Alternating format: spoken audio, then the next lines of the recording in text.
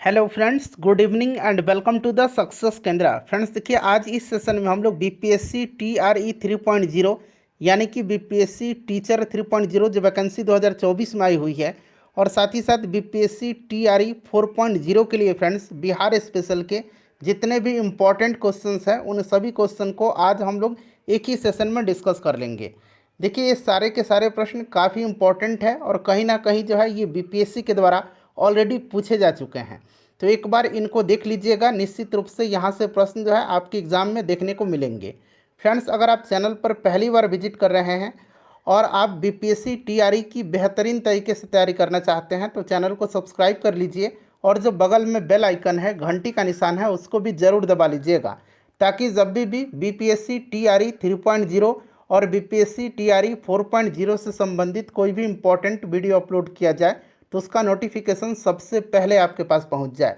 तो चलिए फ्रेंड्स, बिना देरी किए हुए सेशन आज का स्टार्ट करते हैं। फ्रेंड्स, एक बार सभी लोग जल्दी से सेशन को लाइक कर दीजिए और फटाफट इसका लिंक किसी भी एक ग्रुप में जहां कहीं भी आप हैं वहां पर शेयर कर दीजिए। एक बार सभी लोग प्लीज़ जल्दी से सेशन को लाइक कर देंगे। चलिए फ्रेंड्स, आज का सेशन अब हम लोग स्टार्ट करते हैं।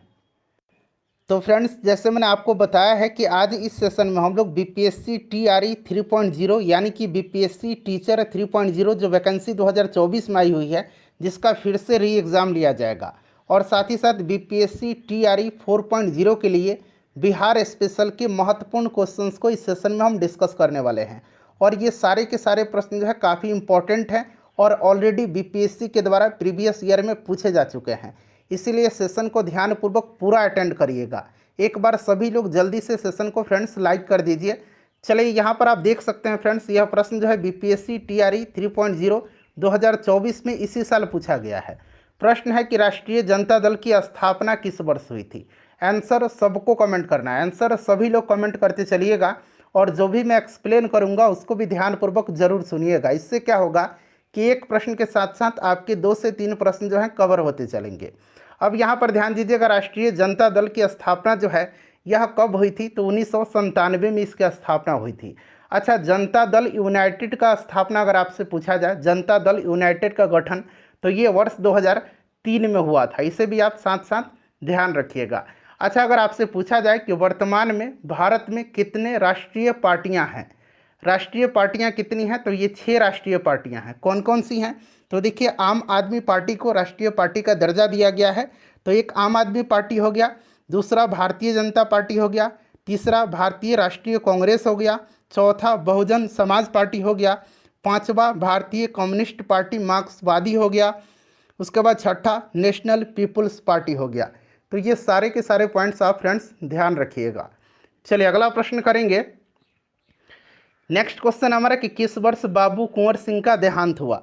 बड़ा ही इंपॉर्टेंट क्वेश्चन है, बाबू कुंवर सिंह का देहांत किस वर्ष हुआ है। ये भी प्रश्न जो है बीपीएससी टीआरई 3.0 2024 में इसी साल पूछा गया है।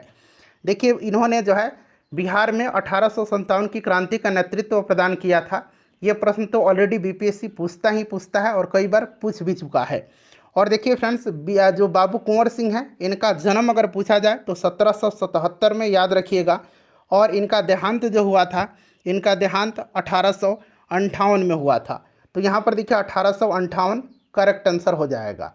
चलिए, अगला प्रश्न करेंगे। नेक्स्ट क्वेश्चन हमारा कि पटना जिले के अंतर्गत कितने विधानसभा निर्वाचन क्षेत्र हैं।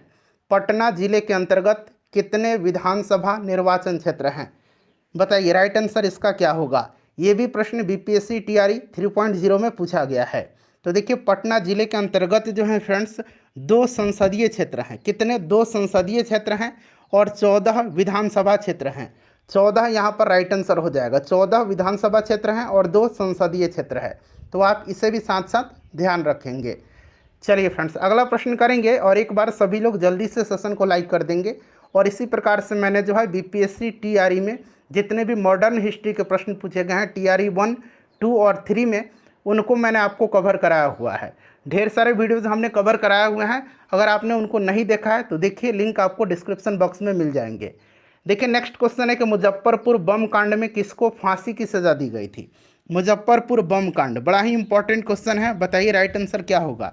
तो देखिए, मुजफ्फरपुर बम कांड की घटना जो है ये हुई थी कब, तो 30 अप्रैल 1908 की ये घटना है। 30 अप्रैल 1908 को। और इसमें जो व्यक्ति संदिग्ध थे ये आपके कौन थे, तो खुदीराम बोस थे और प्रफुल्ल चाकी थे। ठीक है, क्रांतिकारी खुदीराम बोस और उनके साथी प्रफुल्ल चाकी ने इसको अंजाम दिया था। और जो आपका जिला न्यायाधीश था किंग्सफोर्ड, इसकी हत्या का प्रयास किया गया था, लेकिन गलती से बम जो है केनेडी की गाड़ी पर गिरी थी और उसकी पत्नी और पुत्री की इसमें मृत्यु हो गई थी।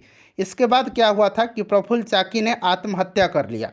प्रफुल्ल चाकी ने आत्महत्या कर लिया था और खुदीराम बोस को 11 अगस्त 1908 को खुदीराम बोस को 11 अगस्त 1908 को जो है फांसी की सज़ा दी गई थी। तो यहाँ पर खुदीराम बोस राइट आंसर हो जाएगा। कब? 11 अगस्त 1908 को खुदीराम बोस को फांसी की सज़ा दी गई थी। ठीक है ना। चलिए उसके बाद नेक्स्ट क्वेश्चन है हमारा कि किस वर्ष बिहार को बंगाल से अलग किया गया था। बिहार बंगाल से अलग कब हुआ था, ये प्रश्न आपसे पूछा जा रहा है। चलिए सभी लोग आंसर कमेंट करिए। तो देखिए बिहार बंगाल से अलग हुआ था 1912 में, और ऑप्शन में देखिए 1912 दिया ही नहीं गया है, इसीलिए ऑप्शन नंबर यहाँ पर ई राइट आंसर हो जाएगा, उपरोक्त में से कोई नहीं। और उस समय जो है बिहार में उड़ीसा सम्मिलित था और बिहार और उड़ीसा अलग हुए 1936 में, और फिर बिहार से झारखंड अलग हुआ था 15 नवंबर सन 2000 को। तो ये भी आप याद रखिएगा। चलिए नेक्स्ट क्वेश्चन है कि महात्मा गांधी ने चंपारण यात्रा जो है किस वर्ष किया था। इजी प्रश्न है बट इम्पॉर्टेंट है। महात्मा गांधी ने चंपारण यात्रा जो है किस वर्ष में किया था। तो गांधी जी ने चंपारण की यात्रा किया था 1917 में, और भारत में इनका पहला सत्याग्रह था चंपारण सत्याग्रह। ठीक है ना, याद रखिएगा option number A correct answer हो जाएगा। इसके बारे में ऑलरेडी आप जानते हैं और डिटेल में मैंने भी कई बार बताया हुआ है, तो यहाँ पर हम लोग इसके बारे में पूरी डिटेल में चर्चा नहीं करेंगे, ये सब ऑलरेडी आप जानते हैं। चलिए ये प्रश्न देखिए बीपीएससी टीआरई 3.0 2024 में पूछा जा चुका है। चलिए नेक्स्ट क्वेश्चन करेंगे। देखिए फ्रेंड्स प्रश्न है हमारा कि 1922-23 में मुंगेर में किसान सभा का गठन किसने किया था। 1922-23 में मुंगेर में किसान सभा का गठन किसने किया था। चलिए बताएंगे इसका राइट आंसर क्या होगा। देखिए फ्रेंड्स बिहार में किसानों को संगठित करने के उद्देश्य से मुंगेर में वर्ष 1922-23 में किसान सभा का गठन शाह मोहम्मद जुबैर और श्री कृष्ण सिंह जी के द्वारा किया गया था। तो यहाँ पर देखिएगा शाह मोहम्मद जुबैर और श्री कृष्ण सिंह जी के द्वारा वर्ष 1922-23 में मुंगेर में किसान सभा का गठन किया गया था। Right answer option number D हो जाएगा, उपरोक्त में से एक से अधिक। अच्छा बिहार प्रांतीय किसान सभा है एक क्या है, बिहार प्रांतीय किसान सभा, इसका गठन किसने किया था। तो बिहार प्रांतीय किसान सभा का गठन किया था स्वामी सहजानंद सरस्वती ने। कब किया था, तो 1929 में स्वामी सहजानंद सरस्वती जी ने बिहार प्रांतीय किसान सभा का गठन किया था। तो ये भी आप ध्यान रखिएगा, ये भी इंपॉर्टेंट क्वेश्चन होता है बीपीएससी का। चलिए फ्रेंड्स अगला क्वेश्चन कर लेंगे। अब देखिए नेक्स्ट क्वेश्चन हमारा कि बिहार में सर्च लाइट समाचार पत्र के संपादक कौन थे। बिहार में सर्च लाइट समाचार पत्र के संपादक कौन थे। चलिए सभी लोग आंसर बताइएगा। तो देखिए बिहार में सर्च लाइट समाचार पत्र का प्रकाशन 1918 में सैयद हैदर हुसैन के द्वारा किया गया था, और सर्च लाइट सप्ताह में 2 बार प्रकाशित होने वाला अंग्रेजी समाचार पत्र था। मुरली मनोहर प्रसाद बिहार में सर्च लाइट समाचार पत्र के संपादक थे। तो राइट आंसर हो जाएगा मुरली मनोहर प्रसाद, ऑप्शन नंबर यहाँ पर बी राइट आंसर हो जाएगा। अच्छा एक पुस्तक पूछा जाता है कि देशेर कथा जो है, देशेर कथा, यहाँ पर ध्यान दीजिएगा, देशेर कथा, देशेर कथा जो है यह पुस्तक किसने लिखी है। तो देशेर कथा को लिखा है सखाराम गणेश देवस्कर ने। इसे भी आप याद रखिएगा, बीपीएससी का इंपॉर्टेंट क्वेश्चन है यह। देशेर कथा पुस्तक किसने लिखी है, तो सखाराम गणेश देवस्कर ने देशेर कथा लिखा है। ठीक है ना फ्रेंड्स, इसको भी आप ध्यान रखिएगा। चलिए उसके बाद नेक्स्ट क्वेश्चन कर लेंगे। अगला प्रश्न कि बिहार प्रोविंशियल सभा का गठन कब हुआ था। बिहार प्रोविंशियल सभा का गठन कब हुआ था। तो देखिए बिहार में किसानों को संगठित करने और इनकी कठिनाइयों का निदान करने के उद्देश्य से 1929 में 1929 में 1929 में, यहाँ मैं लिख भी देता हूँ, 1929 में सोनपुर मेला के अवसर पर प्रांतीय सभा का स्थापना हुआ था, और स्वामी सहजानंद इसके प्रथम अध्यक्ष थे, जैसे मैंने आपको बताया भी है। ठीक है ना, तो यहाँ पर option number A right answer हो जाएगा। चलिए उसके बाद नेक्स्ट क्वेश्चन है, और फ्रेंड्स देखिए चलिए अगला प्रश्न कि बिहार में निम्नलिखित में से किस स्थान पर पहली बार चाय बागानों की स्थापना की गई थी। पहली बार चाय बागानों की स्थापना जो है ये की गई थी, बताइए राइट आंसर इसका क्या होगा। राइट आंसर फ्रेंड्स इसका क्या होगा? सभी लोग आंसर कमेंट करिएगा, सभी लोग आंसर कमेंट करेंगे कि इसका राइट आंसर क्या हो जाएगा। बड़ा ही इंपॉर्टेंट क्वेश्चन है। तो देखिए, बिहार में चाय बागान पहली बार ठाकुरगंज किशनगंज में स्थापित किया गया था, ठीक है ना। राइट आंसर इसका क्या हो जाएगा? बिहार में चाय बागान पहली बार ठाकुरगंज, जो कि किशनगंज में पड़ता है, वहीं पर स्थापित किया गया था। चलिए, तो राइट आंसर इसका क्या हो जाएगा? यहाँ पर ऑप्शन नंबर बी हो जाएगा, ठाकुरगंज, ठीक है ना। ऑप्शन नंबर यहाँ पर बी हो जाएगा, ठाकुरगंज। चलिए, उसके बाद नेक्स्ट क्वेश्चन करेंगे। अगला प्रश्न है, ये सारे के सारे इंपॉर्टेंट क्वेश्चन है, ठीक है ना। देखिए, एशिया की सबसे बड़ी एवं ताज़ा जल वाली गोखुर झील बिहार में कौन सी है? एशिया की सबसे बड़ी एवं ताज़ा जल वाली गोखुर झील बिहार में कौन सी है? चलिए बताइएगा, इसका राइट आंसर फ्रेंड्स क्या होगा? सभी लोग आंसर कमेंट करेंगे। इसका करेक्ट आंसर क्या होगा फ्रेंड्स? बता दीजिए, राइट आंसर इसका क्या होगा। चलिए, इंपॉर्टेंट क्वेश्चन है, सभी लोग आंसर कमेंट करेंगे। तो फ्रेंड्स, यह जो है, यह कांवर झील है। यह एशिया की सबसे बड़ी एवं ताज़ा जल वाली गोखुर झील है, बिहार में कांवर झील, और यह बिहार के बेगूसराय में स्थित है। और यह बिहार का एकमात्र रामसर आर्द्रभूमि स्थल है, इससे भी आप ध्यान रखिएगा। रामसर साइट है बिहार का यह एकमात्र। कांवर झील जो कि कहाँ पर है फ्रेंड्स? कांवर झील बेगूसराय में पड़ता है। चलिए आगे बढ़ेंगे। अब नेक्स्ट क्वेश्चन हम लोग कर लेंगे फ्रेंड्स। अगला प्रश्न है हमारा कि बिहार के किस जिले में तेलहर कुंड जलप्रपात है?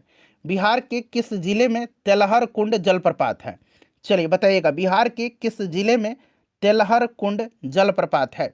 सभी लोग आंसर कमेंट करिएगा। बिहार के किस जिला में तेलहर कुंड जलप्रपात है? तो देखिए, तेलहर कुंड जलप्रपात जो है ना फ्रेंड्स, ये आपका कैमूर जिला में पड़ता है, ठीक है ना। कैमूर जिला में पड़ता है। राइट आंसर इसका क्या हो जाएगा? राइट आंसर इसका ऑप्शन नंबर, देखिए कैमूर दिया गया है, जो कि ऑप्शन नंबर यहाँ पर ए करेक्ट आंसर हो जाएगा, ठीक है ना। तेलहर कुंड जलप्रपात। अच्छा, एक ककोलत जलप्रपात है, एक ककोलत जलप्रपात है। ककोलत जलप्रपात कहाँ पर है? तो फ्रेंड्स, ये नवादा में है। ये भी बीपीएससी बार बार पूछता है। उसके बाद एक धुआं कुंड जलप्रपात है, एक आपका धुआं कुंड जलप्रपात है। धुआं कुंड जलप्रपात कहाँ पर है फ्रेंड्स? तो ये रोहतास में है, ठीक है ना। चलिए, उसके बाद देखिएगा कि बिहार सोशलिस्ट पार्टी कब गठित हुई थी? बिहार सोशलिस्ट पार्टी कब गठित हुई थी? चलिए बताइएगा, इसका राइट आंसर क्या होगा? बिहार सोशलिस्ट पार्टी कब गठित हुई थी? बड़ा ही इंपॉर्टेंट क्वेश्चन है। बिहार सोशलिस्ट पार्टी का गठन किया गया था 1931 में। 1931 में जो है, गंगा शरण सिंह, जयप्रकाश नारायण, फूलन प्रसाद वर्मा, अब्दुल बारी, राहुल संकृत्यायन, अंबिका सिन्हा, इन सब के द्वारा बिहार सोशलिस्ट पार्टी की स्थापना किया गया था। एक समूह बनाया गया था लोगों का। वैसे प्रश्न पूछा भी गया था पिछली बार कि बिहार समाजवादी पार्टी यानी कि सोशलिस्ट पार्टी 1931 का गठन किसने किया था? तो ऑप्शन में क्या दिया गया था? फूलन प्रसाद वर्मा और जयप्रकाश नारायण दिया गया था। पिछली बार ट्री 1 में और ट्री 2 में जो बिहार स्पेशल के प्रश्न पूछे गए थे, उनको कल ही मैंने कवर कराया था। एक बार उसको आप लोग जरूर देख लीजिएगा, ठीक है ना। तो याद रखिएगा, फूलन प्रसाद वर्मा और जयप्रकाश नारायण ने किया था। और भी लोग थे, इसमें एक समूह बनाया गया था, जैसे कि मैंने नाम भी बताया है, गंगा शरण सिंह, ठीक है ना। उसके बाद अब्दुल बारी, राहुल संकृत्यायन, अंबिका सिन्हा, ये सब आप याद रखिएगा, ठीक है ना फ्रेंड्स। चलिए नेक्स्ट क्वेश्चन कर लेंगे। अगला प्रश्न है हमारा कि 1872 में बिहार हेराल्ड आरंभ किसने किया था? 1872 में बिहार हेराल्ड जो है, ये किसने आरंभ किया था? चलिए बताइएगा, राइट आंसर इसका क्या होगा? तो फ्रेंड्स देखिए, 1872 में बिहार हेराल्ड का आरंभ जो किया था, ये किसने किया था? तो ये बाबा गुरु प्रसाद सेन ने किया था। बाबा गुरु प्रसाद सेन ने 1872 ईस्वी में बिहार में सर्वप्रथम अंग्रेजी अखबार द बिहार हेराल्ड का प्रकाशन किया था। तो यहाँ पर देखिए, बाबा गुरु प्रसाद सेन राइट आंसर हो जाएगा। चलिए, उसके बाद नेक्स्ट क्वेश्चन करेंगे। अगला प्रश्न है कि निम्नलिखित में से कौन सा वन्यजीव अभयारण्य बिहार के मुंगेर जिला में है? कौन सा वन्यजीव अभयारण्य जो है, यह बिहार के मुंगेर जिला में है? चलिए बताइएगा, इसका राइट आंसर क्या होगा? इसका करेक्ट आंसर क्या होगा? कौन सा वन्यजीव अभयारण्य जो है, यह बिहार के मुंगेर जिला में है? सभी लोग आंसर कमेंट करिएगा। तो फ्रेंड्स, मुंगेर में भीम बांध वन्यजीव अभयारण्य है। भीम बांध वन्यजीव अभयारण्य है। तो यहाँ पर देखिए, भीम बांध हो जाएगा, ठीक है ना, भीम बांध। और गौतम बुद्ध पक्षी अभयारण्य गया में है। राजगीर वन्यजीव अभयारण्य नालंदा में है। ये सब भी आप ध्यान रखिएगा, ठीक है ना। और वाल्मीकि टाइगर रिजर्व पश्चिम चंपारण में पड़ता है। उदयपुर वन्यजीव अभयारण्य है ये भी आपका पश्चिम चंपारण बेतिया में पड़ता है, ठीक है ना। चलिए फ्रेंड्स, अगला प्रश्न करेंगे कि बिहार के कुल भौगोलिक क्षेत्रफल का वन आरक्षित प्रतिशत लगभग कितना है? बिहार के कुल भौगोलिक क्षेत्रफल का वन आरक्षित जो भौगोलिक प्रतिशत है वो कितना है? अच्छा, बिहार का कुल भौगोलिक क्षेत्रफल की बात आई है तो पहले आप कमेंट करके मुझे बता दीजिए बिहार का कुल भौगोलिक क्षेत्रफल कितना है, फिर हम लोग आगे बात करते हैं। देखिए, बिहार का कुल भौगोलिक क्षेत्रफल जो है ये 94,163 वर्ग किलोमीटर है। ठीक है ना फ्रेंड्स, इसको आप ध्यान रखिएगा। क्लियर? और देखिए, बिहार के कुल भौगोलिक क्षेत्रफल का वन आरक्षित प्रतिशत जो है ये कितना है? तो फ्रेंड्स ये आपका 7.84% है। 7.84% है। और बिहार के कुल भौगोलिक क्षेत्रफल का अगर आपसे पूछा जाए कि वनावरण कितना है तो ये आपका 7380.79 वर्ग किलोमीटर पर है। यह आप इसको ध्यान रखिएगा। अच्छा, सर्वाधिक वनावरण वाला जिला कौन सा है? तो सर्वाधिक वनावरण वाला जिला कैमूर है। सबसे कम वनावरण वाला जिला कौन सा है? तो ये शेखपुरा है। अच्छा, प्रतिशत में वहीं पूछ लिया जाए कि प्रतिशत के हिसाब से, प्रतिशत के अनुसार सर्वाधिक वनावरण वाला जिला तो ये आपका कैमूर है और सबसे कम आपका शेखपुरा है। ठीक है ना, तो ये सब पॉइंट आप ध्यान रखिएगा। क्लियर ना? चलिए, अच्छा ये तो आपका वनावरण पूछा गया। अगर आपसे वृक्षावरण पूछता कि बिहार के कुल भौगोलिक क्षेत्रफल का वृक्षावरण कितना है तो वृक्षावरण 2.48% है, वनावरण 7.84% और वृक्षावरण 2.48%। तो ये दोनों पॉइंट आप ध्यान रखिएगा। चलिए फ्रेंड्स, अगला प्रश्न करेंगे कि बिरसा मुंडा के गुरु कौन थे? चलिए बताइएगा, बिरसा मुंडा के गुरु कौन थे? बिरसा मुंडा के गुरु कौन थे? राइट आंसर बताइए इसका कमेंट करके क्या होगा। बिरसा मुंडा के गुरु कौन थे? बिरसा मुंडा के गुरु कौन थे? तो बिरसा मुंडा के गुरु जो थे ये आनंद पांडे थे। कौन थे फ्रेंड्स? बिरसा मुंडा के गुरु आनंद पांडे थे। तो यहाँ पर देखिए आनंद पांडे ऑप्शन नंबर ए में दिया गया है। बिरसा मुंडा, आपको पता है ना कि मुंडा विद्रोह 1899 1900 के दरमियान हुआ था।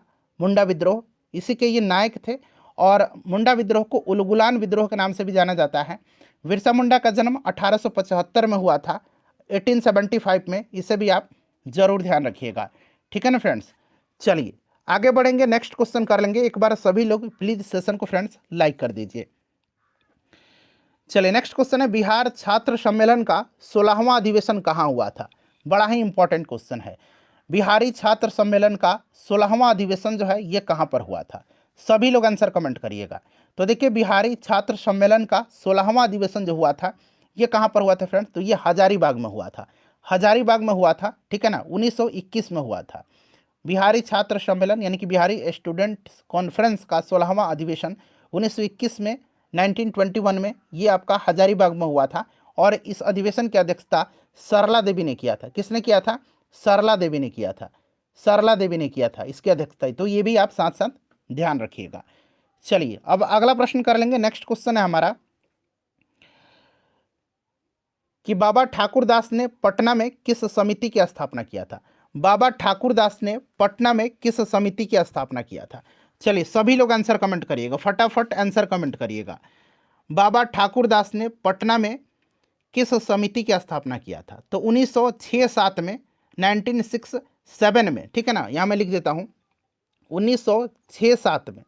ठीक है ना, 1906-7 में बाबा ठाकुरदास ने पटना में रामकृष्ण मिशन सोसाइटी की स्थापना किया था। ठीक है ना, रामकृष्ण मिशन सोसाइटी की स्थापना किया था।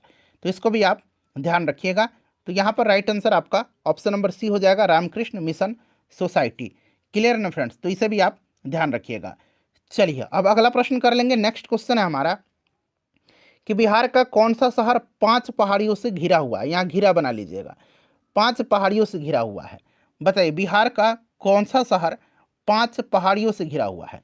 चलिए सभी लोग आंसर कमेंट करिएगा। सभी लोग आंसर कमेंट करिए कि बिहार का कौन सा शहर 5 पहाड़ियों से घिरा हुआ है। तो बिहार का जो राजगीर शहर है यह 5 पहाड़ियों से घिरा हुआ है। ठीक है ना, 5 पहाड़ियों से घिरा हुआ है, जिसका उल्लेख महाभारत और रामायण में भी मिलता है। ठीक है ना, और राजगीर की पहाड़ियाँ विश्व में भी प्रसिद्ध हैं। इन 5 पहाड़ियों के नाम जो हैं ये आपका विपुलागिरी, रत्नागिरी, उदयगिरी, स्वर्णगिरी और व्यवहारगिरी। ठीक है ना, तो ये आप ध्यान रखिएगा। क्लियर? विपुलागिरी, रत्नागिरी, उदयगिरी, स्वर्णगिरी और व्यवहारगिरी। तो ये आप ध्यान रखिएगा। राजगीर यहाँ पर राइट आंसर हो जाएगा। ठीक है ना, चलिए उसके बाद नेक्स्ट क्वेश्चन है हमारा कि अलीवर्दी खां को किस वर्ष बिहार का डिप्टी गवर्नर नियुक्त किया गया था? किस वर्ष बिहार का डिप्टी गवर्नर नियुक्त किया गया था अलीवर्दी खां को? चलिए सभी लोग कमेंट करिए, बताइए राइट आंसर इसका क्या हो जाएगा। अलीवर्दी खां को किस वर्ष बिहार का डिप्टी गवर्नर नियुक्त किया गया था? तो देखिए, बंगाल के नवाब सुजाउद्दीन ने 1733 में 1733 ईस्वी में अलीवर्दी खां को बिहार का नायब सूबेदार यानी कि डिप्टी गवर्नर बनाया था। ठीक है ना। बंगाल के नवाब सरफराज के समय में बिहार के नायब सूबेदार अलीवर्दी खां ने विद्रोह कर दिया और सरफराज को गिरिया के युद्ध 1740 में गिरिया के युद्ध हुआ था, उसमें सरफराज को मार करके अलीवर्दी खां बंगाल का नवाब बनता है। पहले ये क्या था? पहले ये डिप्टी गवर्नर था, नायब सूबेदार था। 1733 ईस्वी में यह बना था, तो 1733 यहाँ पर राइट आंसर हो जाएगा। ठीक है ना। चलिए फ्रेंड्स, उसके बाद नेक्स्ट क्वेश्चन है कि आधुनिक बिहार का निर्माता किसे माना जाता है? चलिए बताइए राइट आंसर इसका क्या हो जाएगा। आधुनिक बिहार का निर्माता किसको माना जाता है? तो देखिए फ्रेंड्स, सच्चिदानंद सिन्हा को माना जाता है। सच्चिदानंद सिन्हा भारत के प्रसिद्ध राजनीतिक, शिक्षाविद, अधिवक्ता और पत्रकार थे और सच्चिदानंद सिन्हा को आधुनिक बिहार प्रांत का वास्तविक निर्माता माना जाता है। निस्संदेह बिहार से बंगाल का जो पृथक्करण हुआ था, बिहार के जो बंगाल से पृथक्करण हुआ था, वो जो आंदोलन हुआ था, उसके ये आत्मा थे। बिहार और उड़ीसा प्रांत का गठन इनके अथक प्रयासों से ही हुआ था। सच्चिदानंद सिन्हा को बात करते हैं तो संविधान सभा का प्रथम अस्थायी अध्यक्ष चुना गया था, जो पहली बैठक 9 दिसंबर 1946 को हुई थी। ठीक है ना। तो ये सब आप पॉइंट याद रखिएगा। सच्चिदानंद सिन्हा राइट आंसर हो जाएगा। चलिए, उसके बाद देखिएगा कि बिहार में अलग प्रांत के लिए आंदोलन, जिसके परिणाम स्वरूप वर्ष 1912 में बिहार एवं उड़ीसा के नए प्रांत का निर्माण हुआ था, उसका नेतृत्व किसने किया था? तो अभी मैंने आपको बताया है। राइट आंसर सच्चिदानंद सिन्हा हो जाएगा। राइट आंसर सच्चिदानंद सिन्हा हो जाएगा। ठीक है ना फ्रेंड्स, याद रखिएगा, राइट आंसर सच्चिदानंद सिन्हा हो जाएगा। चलिए, उसके बाद नेक्स्ट क्वेश्चन कर लेंगे। अब अगला प्रश्न है हमारा। नेक्स्ट क्वेश्चन देखिएगा, सारे के सारे प्रश्न इंपॉर्टेंट है फ्रेंड्स, आप देख सकते हैं। ठीक है ना। किस अधिनियम के तहत बिहार एक अलग राज्य बना था? एक राज्य बना था अलग। ठीक है ना, प्रांत नहीं, राज्य बना था। किस अधिनियम के तहत बिहार एक अलग राज्य बना था? तो फ्रेंड्स, यह बना था आपका भारत सरकार अधिनियम 1935 के तहत। तो यहाँ पर ऑप्शन नंबर देखेंगे तो सी राइट आंसर हो जाएगा। ऑप्शन नंबर यहाँ पर सी बिल्कुल करेक्ट आंसर हो जाएगा। ठीक है ना, ऑप्शन नंबर यहाँ पर सी करेक्ट आंसर हो जाएगा। ठीक है ना। चलिए, वर्ष 1936 तक जो था बिहार और उड़ीसा संयुक्त रूप से एक प्रांत थे। वर्ष 1936 में भारत शासन अधिनियम 1935 के द्वारा बिहार को एक अलग राज्य के रूप में स्थापित किया गया था। ठीक है ना, तो इसको आप ध्यान रखिएगा। चलिए, उसके बाद नेक्स्ट क्वेश्चन है हमारा कि बंगाल बिहार में भूमि पर किराएदारों के अधिकार को बंगाल किराएदारी अधिनियम द्वारा कब स्वीकार किया गया? कब इसको स्वीकार किया गया? बताइएगा राइट आंसर इसका क्या होगा। राइट आंसर इसका क्या होगा? चलिए आंसर कमेंट करिएगा, इसका करेक्ट आंसर क्या होगा। तो फ्रेंड्स, यहाँ पर देख लीजिएगा, बिहार किराएदारी अधिनियम 1885 के द्वारा 1885 के द्वारा बंगाल और बिहार में भूमि पर किराएदारों के अधिकार को स्वीकार कर लिया गया। इस अधिनियम को बनाने का मुख्य उद्देश्य जमींदारी, काश्तकार के भूमि से संबंधित प्रथागत जो अधिकार थे उसको प्रख्यापित करना था। ठीक है ना, तो यहाँ पर option number C right answer हो जाएगा 1885 में। चलिए, उसके बाद नेक्स्ट क्वेश्चन है हमारा कि बिहार विधानसभा में अनुसूचित जाति की उम्मीदवारों की कितनी सीटें आरक्षित हैं? बिहार विधानसभा में अनुसूचित जाति के जो उम्मीदवार हैं उनके लिए आरक्षित सीट पूछा गया है। चलिए बताइएगा राइट आंसर क्या हो जाएगा। तो देखिए, अनुसूचित जाति के लिए जो फ्रेंड्स बात करते हैं, तो आपको पता है ना कि बिहार विधानसभा में टोटल 243 सीट है और इन 243 सीटों में से 203 सीट जो है यह आपका सामान्य जनरल के लिए है, 38 सीट जो है यह अनुसूचित जाति के लिए है और 2 सीट जो है अनुसूचित जनजाति के लिए है। 38 अनुसूचित जाति के लिए है और अनुसूचित जनजाति के लिए 2 सीट है। बिहार विधान परिषद में सीटों की संख्या कितना है, जरा आप बताइए तो कमेंट करके। बिहार विधान परिषद में सीटों की संख्या सभी लोग कमेंट करिए। तो बिहार विधान परिषद में 75 सीट हैं। ठीक है ना। चलिए, अगला प्रश्न कि बिहार में पंचायत निकायों में महिलाओं को 50% आरक्षण किस वर्ष प्रदान किया गया था? सभी लोग इसका आंसर कमेंट करिएगा। सभी लोग इसका आंसर कमेंट करिए कि बिहार में पंचायत निकायों में महिलाओं को 50% आरक्षण किस वर्ष प्रदान किया गया था? बताइए राइट आंसर क्या हो जाएगा। तो देखिए, बिहार में पंचायत निकायों में महिलाओं को 50% आरक्षण बिहार पंचायती राज अधिनियम 2006 के तहत प्रदान किया गया। प्रश्न ये भी पूछा जा सकता है कि बिहार पंचायती राज अधिनियम किस वर्ष पूछ सकता है। तो बिहार पंचायती राज अधिनियम 2006 के तहत जो है बिहार में पंचायत निकायों में महिलाओं को 50% आरक्षण प्रदान किया गया। और यह अधिनियम 8 अप्रैल 2006 से लागू हुआ था।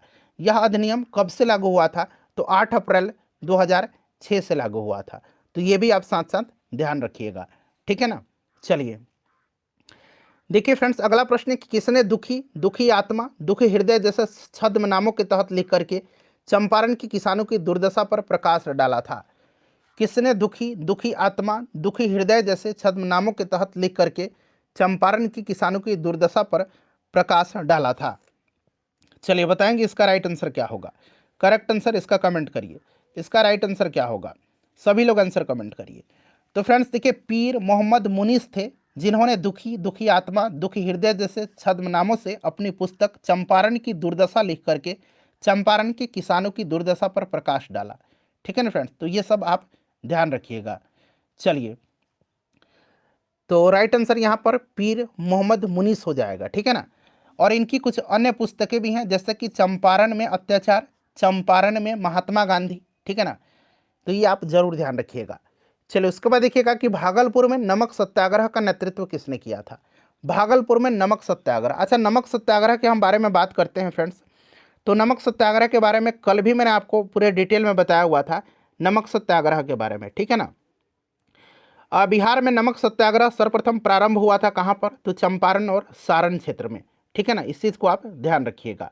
और आपको याद है कि सविनय अवज्ञा आंदोलन के दौरान बिहार में चौकीदारी करबंदी आंदोलन भी चलाया गया था, और बिहार में चौकीदारी करबंदी आंदोलन सर्वप्रथम बेतिया में शुरू हुआ था। इसे भी आप ध्यान रखिएगा। और प्रश्न पूछा गया कि भागलपुर में नमक सत्याग्रह का नेतृत्व किसने किया था? तो देखिए, भागलपुर में नमक सत्याग्रह का नेतृत्व जो है ये किसने किया था? तो फ्रेंड्स ये किया था आपका महादेवलाल सराफ।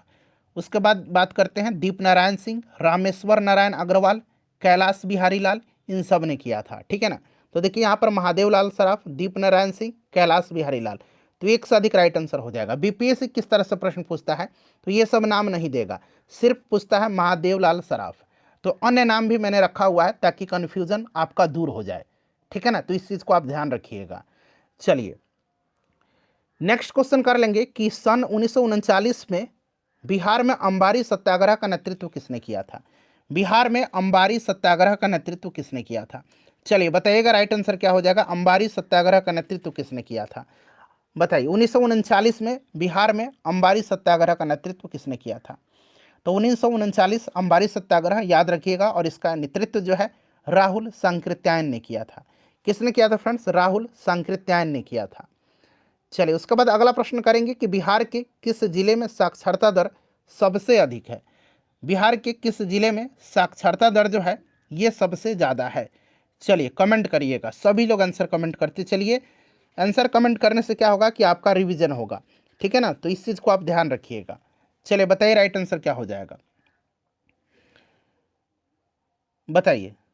तो सबसे ज़्यादा जो है साक्षरता दर के बारे में अभी मैंने आपको बताया भी था कल वाले वीडियोज़ में। और एक मैंने आपको बिहार की जनगणना 2011 भी अलग से एक सेशन कराया हुआ है, अगर आप उसको देख लेंगे तो एक भी प्रश्न आपका नहीं छूटेगा एग्जाम में। चलिए देखिएगा, सारा का मैंने प्लेलिस्ट बना दिया है, लिंक डिस्क्रिप्शन बॉक्स में आपको मिल जाएगा, या फिर कमेंट बॉक्स में भी मैंने पिन कर दिया है, आप चाहें तो देख सकते हैं, ठीक है ना। तो देखिए सबसे ज़्यादा साक्षरता दर जो है ये आपको भी पता है कि कहाँ पर है फ्रेंड्स। तो सबसे ज़्यादा जो है रोहतास में है। रोहतास में कितना है? तो ये आपका लगभग 73.4% है, ठीक है ना। 73.37%, हम लोग 73.4 मान लेते हैं इसको, ठीक है ना। तो रोहतास में है। तो रोहतास में यहाँ पर तो गलत दे रखा है, ठीक है ना। तो इसीलिए इनमें से कोई नहीं यहाँ पर राइट आंसर हो जाएगा। रोहतास में बिल्कुल है, लेकिन ये 73 आपका कितना है? 4% है। कहीं कहीं आपको 73.37% मिल जाएगा, तो इसको हम 73.4% लिख सकते हैं। सर्वाधिक पुरुष साक्षरता दर और सर्वाधिक महिला साक्षरता दर भी कहाँ पर है? तो रोहतास में ही है, ठीक है। तो इसे भी आप ध्यान रखिएगा। चलिए अगला प्रश्न कर लेंगे। नेक्स्ट क्वेश्चन है हमारा कि 2011 की जनगणना के अनुसार बिहार के किस जिले में सर्वोच्च लिंगानुपात दर्ज किया गया है? सर्वोच्च लिंगानुपात दर्ज किया गया है, चलिए बताइएगा इसका राइट आंसर क्या हो जाएगा। सर्वोच्च लिंगानुपात यानी कि सर्वाधिक लिंगानुपात जो है यह बिहार के किस जिला में है? सभी लोग आंसर कमेंट करिएगा। तो फ्रेंड्स यहाँ पर ध्यान दीजिएगा, देखिए सर्वाधिक लिंगानुपात जो है ये कहाँ पर है? सबसे पहले आप ध्यान दे दीजिए कि बिहार का लिंगानुपात कितना है। तो बिहार का लिंगानुपात 918 है। बिहार में शिशु लिंगानुपात पूछेगा तब कितना है? शिशु लिंगानुपात 935 है। ये 2 पॉइंट क्लियर, 2 प्रश्न आपका क्लियर। बिहार में लिंगानुपात 918 है 2011 की जनगणना के अनुसार, और शिशु लिंगानुपात 935 है। सबसे अधिक जो लिंगानुपात है, सर्वोच्च लिंगानुपात, ये गोपालगंज का है। कितना है गोपालगंज का? तो 1021 है। ये डाटा आप याद रखेंगे, 1021 है। सबसे कम लिंगानुपात कहाँ पर है? तो ये मुंगेर में है। सबसे कम कहाँ पर है? मुंगेर में है। मुंगेर में कितना है? तो मुंगेर में 876 है। ठीक है ना, ये भी आप ध्यान रखेंगे। चलिए उसके बाद नेक्स्ट क्वेश्चन कर लेंगे। अब अगला प्रश्न है हमारा कि बाढ़ सुपर थर्मल पावर स्टेशन जो है BSTPS किस जिला में स्थित है? बाढ़ सुपर थर्मल पावर स्टेशन जो है ये किस जिला में है? चलिए जल्दी से आंसर कमेंट करिएगा इसका, जल्दी से आंसर कमेंट करिएगा, इसका करेक्ट आंसर क्या हो जाएगा? बाढ़ सुपर थर्मल पावर स्टेशन जो है यह पटना में है। ठीक है ना, पटना में है, इस चीज़ को आप ध्यान रखिएगा। चलिए जिला पटना पड़ता है। उसके बाद देखिएगा कि दक्षिण बिहार में प्रचलित परंपरागत जल सिंचाई पद्धति कहलाती है। चलिए सभी लोग आंसर कमेंट करेंगे, सभी लोग आंसर इसका कमेंट करेंगे फ्रेंड्स कि इसका राइट आंसर क्या हो जाएगा। बताइए, बिहार में दक्षिण बिहार पूछा गया, यहाँ दक्षिण बिहार मेंशन भी कर दिया गया है कि दक्षिण बिहार में प्रचलित परंपरागत जल संरक्षण सिंचाई पद्धति जो है ये क्या है? तो फ्रेंड्स इसको कहा जाता है आहर पाइन। इसको क्या कहा जाता है? इसको कहा जाता है आहर पाइन। ठीक है, इसमें जल संसाधनों के प्रबंधन हेतु क्या किया जाता है? तो प्रतिधारण तालाबों एवं वाहिकाओं, नहरों का प्रयोग इसमें किया जाता है, आहर पाइन। ठीक है ना। चलिए अगला प्रश्न हमारा कि बिहार में किस स्थान पर कोसी नदी गंगा नदी से मिलती है? कोसी नदी जो है ये गंगा नदी से मिलती है, किस स्थान पर? तो देखिए कोसी नदी जो मिलती है गंगा में, अच्छा कोसी नदी को बिहार का शोक कहा जाता है। ठीक है ना, इसको सप्त कोसी के नाम से भी जाना जाता है, और यह बिहार राज्य के कटिहार जिले के कुर्सेला में यह गंगा नदी से मिलती है। अगर कुर्सेला ना दे करके कटिहार दे दिया जाए तो भी आप ध्यान रख सकते हैं। ठीक है ना, कुर्सेला में मिलती है। अगला प्रश्न के निम्नलिखित में से कौन सा जिला धारवाड़ भू स्तरीय रचना वाला नहीं है? देखिए नहीं पूछा गया है, धारवाड़ भू स्तरीय रचना वाला नहीं है। चलिए बताएंगे इसका राइट आंसर फ्रेंड्स क्या होगा। सभी लोग आंसर कमेंट करिए, बड़ा ही इंपॉर्टेंट क्वेश्चन है। ठीक है ना, निम्नलिखित में से कौन सा जिला धारवाड़ भू स्तरीय रचना वाला नहीं है? तो यहाँ पर राइट आंसर आपका रोहतास हो जाएगा। रोहतास जो है यह आपका नहीं है, रोहतास नहीं है। देखिए बिहार में भू स्तरीय रचना वाले जिले दक्षिण पूर्व बिहार में आते हैं, जबकि रोहतास दक्षिण पश्चिम बिहार का भाग है, और इस क्षेत्र में विंध्यन क्रम की चट्टानें पाई जाती हैं। ठीक है ना, इस क्षेत्र में विंध्यन क्रम की चट्टान पाई जाती हैं। तो धारवाड़ भू स्तरीय रचना मुंगेर और जमुई में, रोहतास में नहीं पाया जाता। विंध्यन क्रम की चट्टानें यहाँ पर पाई जाती हैं। चलिए उसके बाद नेक्स्ट क्वेश्चन करेंगे कि ब्रह्मयोनी हिल बिहार के किस जिला में स्थित है? अब यहाँ पर थोड़ा सा ध्यान दीजिएगा, 2-3 प्रश्न आपका कवर हो जाएगा। ब्रह्मयोनी हिल जो है ये कहाँ पर है? सबसे पहले तो ये आप कमेंट करके बताइए, फिर मैं आपको आगे बताता हूँ। देखिए ब्रह्मयोनी हिल जो है ना फ्रेंड्स ये गया में है। ठीक है ना, गया में और भी बहुत सारे हिल्स हैं जो कि एग्जाम में पूछा जाता है। गया में एक रामशिला हिल है। रामशिला हिल कहाँ पर है? तो ये गया में है। प्रेतशिला कहाँ पर है? प्रेतशिला भी गया में है। और आजकल पूछा जा रहा है बीपीएससी के द्वारा, जो डुंगेश्वरी हिल कहाँ पर है? डुंगेश्वरी हिल, डुंगेश्वरी हिल भी गया में है। ठीक है ना, ये तीनों रामशिला, प्रेतशिला, ब्रह्मयोनी, डुंगेश्वरी, ये सब कहाँ पर है? तो फ्रेंड्स ये गया में है। ठीक है, और एक मुंडेश्वरी है, एक मुंडेश्वरी है, एक मुंडेश्वरी है। मुंडेश्वरी कहाँ पर है? तो मुंडेश्वरी कैमूर में है, मुंडेश्वरी कैमूर में है। ठीक है ना, तो इसे भी आप ध्यान रखेंगे। और आपको मंदार पर्वत तो पता ही है, बांका में पड़ता है मंदार पर्वत। ठीक है ना, तो ये सभी पॉइंट्स आप ध्यान रखिएगा। चलिए फ्रेंड्स अगला प्रश्न है हमारा कि निम्नलिखित में से कौन सी नदी फतुहा के पास गंगा में मिलती है? बताइए राइट आंसर इसका क्या होगा, करेक्ट आंसर इसका क्या होगा? कौन सी नदी फतुहा के पास गंगा में मिलती है? राइट आंसर इसका क्या होगा? बताइए, सभी लोग आंसर कमेंट करिए इसका। तो फ्रेंड्स देखिए ये जो नदी है, यह कौन सी नदी जो है, यह आपका फतुहा के पास गंगा में मिलती है। तो फ्रेंड्स यह नदी पुनपुन नदी है। पुनपुन नदी छोटा नागपुर पठार, पलामू, झारखंड से निकल करके बिहार के औरंगाबाद जिले में प्रवेश करती है, और पटना जिले के समीप यह फतुहा में आकर के गंगा नदी में मिल जाती हैं। तो यहाँ पर आपका पुनपुन राइट आंसर हो जाएगा। चलिए उसके बाद देख लीजिएगा कि कोपेन की जलवायु वर्गीकरण के अनुसार उत्तर बिहार की जलवायु को किससे प्रदर्शित किया जाता है? कोपेन की जलवायु वर्गीकरण के अनुसार।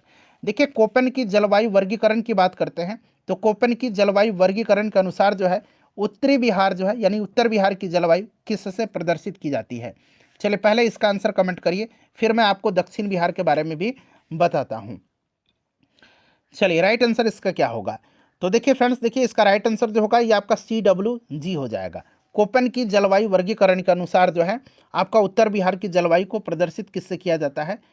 तो ये आपका किया जाता है किससे? तो CWG के द्वारा, ठीक है ना। और दक्षिण बिहार की जलवायु को AW से इसको सूचित किया जाता है, कोपेन की जलवायु वर्गीकरण के अनुसार, ठीक है। चलिए उसके बाद नेक्स्ट क्वेश्चन है हमारा, अगला प्रश्न कर लेंगे फ्रेंड्स कि त्रिवेणी नहर किस नदी पर निर्मित है? त्रिवेणी नहर जो है यह किस नदी पर निर्मित है? चलिए बताइएगा राइट आंसर इसका क्या होगा। त्रिवेणी नहर जो है यह किस नदी पर निर्मित है? सभी लोग आंसर कमेंट करिए। त्रिवेणी नहर जो है यह गंडक नदी पर स्थित है, ठीक है ना। और पश्चिम चंपारण जिला में त्रिवेणी नामक स्थान पर जो है यह स्थित है। तो यह आप गंडक नदी याद रखिएगा, ठीक है ना, बड़ा ही इंपॉर्टेंट क्वेश्चन है यह। चलिए उसके बाद नेक्स्ट क्वेश्चन कर लेंगे। अगला प्रश्न है हमारा कि मुजफ्फरपुर, दरभंगा और चंपारण जिलों में कौन सी मिट्टी अधिकांशतः पाई जाती है? मुजफ्फरपुर, दरभंगा तथा चंपारण जिलों में कौन सी मिट्टी अधिकांशतः पाई जाती है? चलिए बताएंगे इसका राइट आंसर क्या होगा। सभी लोग आंसर कमेंट करिएगा। देखिए दरभंगा, मुजफ्फरपुर, चंपारण जिलों में नवीन जलोढ़क मिट्टी पाई जाती है, ठीक है ना। देखिए गंडक, बूढ़ी गंडक, बागमती ये सब नदियां हैं वहां पर, और प्रत्येक वर्ष बाढ़ के पानी से लाए गए जो गाद और मलबा होता है उन्हीं के निक्षेपण से नवीन जलोढ़ मिट्टी यानी कि खादर मिट्टी का निर्माण होता है। और यह मिट्टी खास करके धान, गेहूं, पटसन, गन्ना जैसे फसलों के उत्पादन के लिए काफ़ी सहायक होती हैं। तो ये नवीन जलोढ़क मिट्टी, ठीक है। नवीन जलोढ़क मिट्टी को खादर कहा जाता है और पुरानी जलोढ़ मिट्टी को बांगर कहा जाता है। तो ये सब भी आप ध्यान रखिएगा। चलो उसके बाद देखिए निम्नलिखित में से कौन सा जिला सबसे अधिक घने पतझड़ वाले वन क्षेत्र से घिरा हुआ है? घने पतझड़ वाले वन क्षेत्र से घिरा हुआ है, बताइएगा इसका राइट आंसर क्या हो जाएगा। सभी लोग आंसर कमेंट करिए। इसका करेक्ट आंसर क्या हो जाएगा? बिहार का कौन सा जिला जो है सबसे अधिक घने पतझड़ वन वाले क्षेत्र से घिरा हुआ है? तो यह जिला कौन सा है फ्रेंड्स? यह जिला आपका पश्चिम चंपारण है, ठीक है। 2021 का जो फॉरेस्ट रिपोर्ट है उसके अनुसार पश्चिम चंपारण जिला होगा इसका राइट आंसर, ठीक है। पश्चिम चंपारण यहाँ पर करेक्ट आंसर होगा। चलिए नेक्स्ट क्वेश्चन है, बिहार राज्य का कुल भौगोलिक क्षेत्रफल कितना है? अभी मैंने आपको बताया भी था, और ये प्रश्न मैं चाहता हूँ कि आप इसका आंसर कमेंट करिए। सभी लोग इसका आंसर कमेंट करिएगा, ठीक है ना। सभी लोग इसका आंसर कमेंट करिएगा कि बिहार राज्य का कुल भौगोलिक क्षेत्रफल कितना है। चलिए नेक्स्ट क्वेश्चन है कि उद्योग और स्थान के निम्न जोड़ों में से कौन सा जोड़ा यहाँ पर सही दिया गया है? कौन सा जोड़ा यहाँ पर सही दिया गया है? चलिए बताएंगे इसका राइट आंसर क्या हो जाएगा। इसका राइट आंसर क्या हो जाएगा? सभी लोग इसका आंसर कमेंट करिएगा कि इनमें से कौन सा जोड़ा जो है सही दिया गया है। बताइए राइट आंसर इसका क्या होगा, कौन सा जोड़ा इसमें से सही दिया गया है? तो इसमें से देखिए सारे के सारे जोड़ा जो हैं ये आपको सही दिए गए हैं, ठीक है ना। क्योंकि ऑयल रिफाइनरी बरौनी में है, ये आपको भी पता है, सोवियत संघ की सहायता से इसको स्थापित किया गया था। और बेगूसराय में है, सीमेंट बंजारी में है, और फर्टिलाइजर भैराही में। तो ये सारे के सारे बिल्कुल सही सुमेलित दिए गए हैं, ठीक है ना। तो एक से अधिक यहाँ पर इसका करेक्ट आंसर हो जाएगा, ठीक है ना फ्रेंड्स। चलिए अगला प्रश्न करेंगे। नेक्स्ट क्वेश्चन है हमारा कि बिहार के किस जिले में सबसे अधिक सोने का भंडार मिलता है? बिहार के किस जिले में सबसे अधिक सोने का भंडार मिलता है? तो सबसे अधिक सोने का भंडार कहाँ पर मिलता है?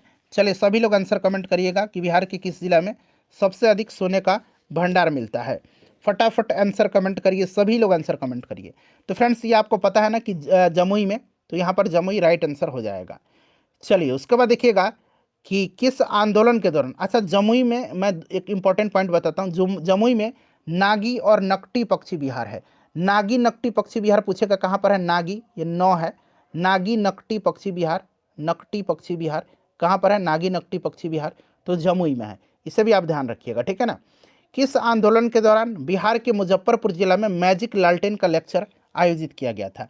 मैजिक लालटेन का लेक्चर जो है यह किस आंदोलन के दौरान बिहार के मुजफ्फरपुर जिला में आयोजित किया गया था? अब यहाँ से देखिए किस तरह से प्रश्न बीपीएससी घुमा फिरा करके पूछेगा। पहले तो ये पूछ लीजिएगा, यहाँ पर आंदोलन का नाम दे देगा। जैसे कि इसका मैं आंसर पहले बता देता हूँ आपको, ये सविना अवज्ञा आंदोलन के दौरान, ठीक है ना। तो पूछ लेगा प्रश्न कि सविना अवज्ञा आंदोलन के दौरान बिहार में कहाँ पर जो है मैजिक लालटेन का लेक्चर आयोजित किया गया था? तो ये मुजफ्फरपुर में किया गया था, ठीक है ना। किस आंदोलन के दौरान किया गया था? तो ये मैंने आपको बता दिया, सविनय आज्ञा आंदोलन के दौरान। ठीक है ना। चलिए उसके बाद नेक्स्ट क्वेश्चन कर लेंगे। अगला प्रश्न है हमारा कि बिहार में व्यक्तिगत सत्याग्रह के प्रथम सत्याग्रही कौन थे? सत्याग्रही बना लीजिएगा, ठीक है ना। प्रथम सत्याग्रही यहाँ पर बना लीजिए, कौन है प्रथम सत्याग्रही? सत्याग्रही, प्रथम सत्याग्रही बिहार में व्यक्तिगत सत्याग्रह की। अच्छा, व्यक्तिगत सत्याग्रह के बारे में जो राष्ट्रीय स्तर पर था उसको तो पता ही कि पहले सत्याग्रही विनोबा भावे थे, दूसरे सत्याग्रही जवाहरलाल नेहरू थे राष्ट्रीय स्तर पर, और तीसरे सत्याग्रही ब्रह्मदत्त थे। ठीक है ना, राष्ट्रीय स्तर पर। लेकिन बिहार में जो हुआ था व्यक्तिगत सत्याग्रह, इसके प्रथम सत्याग्रही जो थे ये श्री कृष्ण सिंह थे।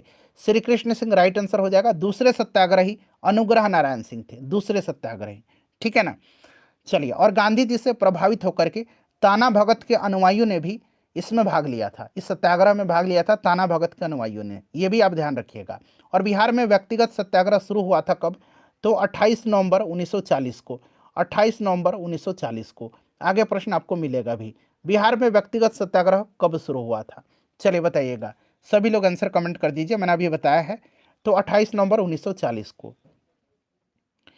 अगला प्रश्न हमारा कि पटना युवा संघ की स्थापना कब हुई थी? पटना युवा संघ की स्थापना मोस्ट वीवीआई क्वेश्चन है यह आपके एग्जाम के लिए। पटना युवा संघ की स्थापना कब हुई थी और किसने किया था इसकी स्थापना? जानते हैं? कमेंट करके बताइए। जानते हैं तो कमेंट करिए। तो देखिए, पटना युवक संघ की स्थापना जो है यह किया गया था मानिंद्र राय के द्वारा। मानिंद्र राय के नेतृत्व में किया गया था, मानिंद्र राय के नेतृत्व में किया गया था। कब किया गया था? तो पटना युवा संघ की स्थापना 1927 में किया गया था, मनिंद्र राय के नेतृत्व में। 1927 इंपॉर्टेंट है, इसको आप ध्यान रखेंगे। चलिए उसके बाद नेक्स्ट क्वेश्चन है हमारा कि सविनय अवज्ञा आंदोलन के दौरान बिहार के किस जिला में नग्न हड़ताल का आयोजन किया गया था? सविनय अवज्ञा आंदोलन के दौरान बिहार के किस जिला में नग्न हड़ताल का आयोजन किया गया था? चलिए बताएंगे इसका राइट आंसर क्या होगा। नग्न हड़ताल का आयोजन किया गया था छपरा जेल में। ठीक है ना, किस जेल में किया गया था? जेल पूछा गया है, किस जेल में किया गया था? तो ये छपरा जेल में किया गया था, इसे आप ध्यान रखिएगा। कब नग्न हड़ताल आयोजन किया गया था? तो यह सविनय अवज्ञा आंदोलन के दौरान। चलिए उसके बाद नेक्स्ट क्वेश्चन करेंगे कि पटना स्वदेशी लीग की स्थापना 1930 में हुई थी, जिसके अध्यक्ष बनाए गए थे। पटना स्वदेशी लीग की स्थापना बड़ा ही इंपॉर्टेंट क्वेश्चन है। चलिए बताइएगा, बताइए 1930 में हुआ था, सन याद रखेंगे, और इसके अध्यक्ष कौन बनाए गए थे? तो देखिए मई 1930 में ठीक है ना, सर अली इमाम की अध्यक्षता में पटना स्वदेशी लीग की स्थापना हुई थी। इसके अध्यक्ष बनाए गए थे कौन? सर अली इमाम। सर अली इमाम राइट आंसर हो जाएगा। चलिए उसके बाद नेक्स्ट क्वेश्चन है हमारा कि पंडित जवाहरलाल नेहरू ने भारतीय राष्ट्रीय कांग्रेस की किस अधिवेशन में पहली बार एक प्रतिनिधि के रूप में हिस्सा लिया था? चलिए बताइए, वीवीआई क्वेश्चन है ये सारे के सारे। पंडित जवाहरलाल नेहरू ने भारतीय राष्ट्रीय कांग्रेस के किस अधिवेशन में पहली बार एक प्रतिनिधि के रूप में हिस्सा लिया था? सभी लोग आंसर कमेंट करिए, राइट आंसर इसका क्या होगा?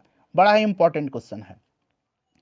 तो फ्रेंड्स ये आपका बांकीपुर अधिवेशन था, जो बांकीपुर पटना में 1912 में हुआ था। बिहार में भारतीय राष्ट्रीय कांग्रेस का ये पहला अधिवेशन था, बांकीपुर में हुआ था। इसकी अध्यक्षता आर.एन. माधोलकर ने किया था। और 1922 में दूसरा अधिवेशन बिहार में हुआ था, ये गया में हुआ था। इसकी अध्यक्षता चित्तरंजन दास ने किया था, सी.आर. दास ने किया था। तो ये आप याद रखेंगे, पंडित जवाहरलाल नेहरू ने भारतीय राष्ट्रीय कांग्रेस के बांकीपुर अधिवेशन 1912 में पहली बार एक प्रतिनिधि के रूप में हिस्सा लिया था। चलिए उसके बाद नेक्स्ट क्वेश्चन कर लेंगे। अगला प्रश्न है कि 1940 में रामगढ़ कांग्रेस अधिवेशन की अध्यक्षता किसने किया था? वीवीआई क्वेश्चन है, रामगढ़ कांग्रेस अधिवेशन की अध्यक्षता किसने किया था?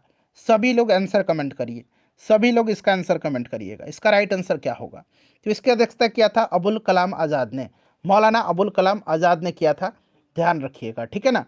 चलिए उसके बाद नेक्स्ट क्वेश्चन करेंगे कि द मदरलैंड नामक अखबार का प्रकाशन किसने किया था?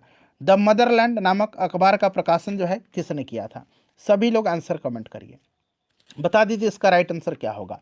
द मदरलैंड अखबार का प्रकाशन किसने किया था? तो देखिए फ्रेंड्स, ये मजहरुल हक ने किया था, और मजहरुल हक ने सदाकत आश्रम से, सदाकत आश्रम की स्थापना, इसका निर्माण मजहरुल हक ने किया था। दीघा पटना के निकट सदाकत आश्रम का निर्माण किया था, और इसी सदाकत आश्रम से 1921 में इन्होंने द मदरलैंड नामक अखबार निकालना शुरू किया था। ठीक है ना। तो यहाँ पर मौलाना मजहरुल हक राइट आंसर हो जाएगा।